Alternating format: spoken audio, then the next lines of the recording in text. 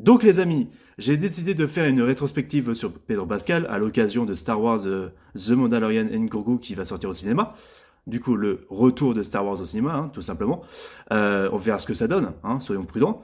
Tout ça pour dire que Pedro Pascal, c'est un acteur que je trouve charismatique, très talentueux, d'accord. Bon, c'est logique qu'il revienne pour The Mandalorian, pas de souci.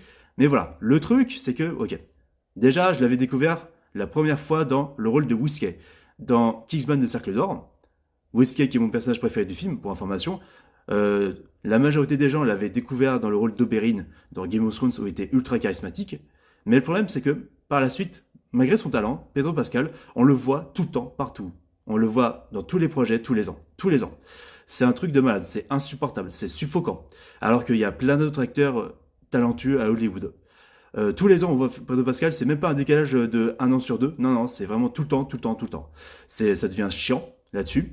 Le fait est aussi que voilà, Pedro Pascal a été dans des polémiques, comme par exemple le fait qu'il a été tactile avec Vanessa Kirby, qui était en cloque lors de la promotion des 4 fantastiques premiers pas.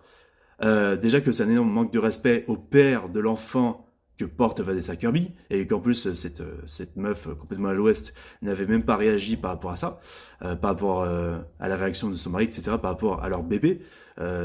Voilà, par rapport à ce qui s'est passé avec Pedro Pascal, donc je trouve ça assez hallucinant et assez sale, vu comme ça. Le fait est aussi que voilà, Pedro Pascal porte soutien à Rachel Zegler, qui est parti dans des délires de wokisme, qui est parti dans des délires de wokisme par rapport à Blanche-Neige, etc.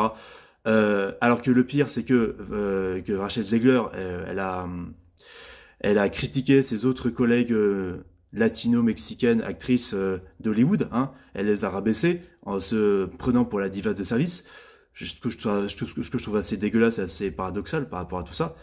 Donc franchement, c'est assez triste par rapport à tout ça. Et tout ça peut dire que bon, Pedro Pascal, certes, il est investi dans ses rôles. Par rapport à Reed Richards dans les 4 Fantastiques, certes, il s'est investi par rapport à l'écriture du personnage, par rapport au fait que il a pris plusieurs inspirations des comics, aussi des autres versions cinéma, pour jouer le côté autistique de Reed Richards et le côté scientifique de Reed Richards, mais n'empêche, voilà, avec ce que je vous ai dit là, Pedro Pascal, à certains moments, ça peut être compliqué, il peut être dans les lieux communs, et parfois il peut être dans la mouise, alors qu'il a tout le talent possible, mais le problème c'est qu'on le voit tout le temps, et c'est bien que voilà, ils prennent de la distance pour qu'il revienne encore plus fort dans plein d'autres rôles inédits, tu vois, où on peut être surpris par son jeu, tu vois.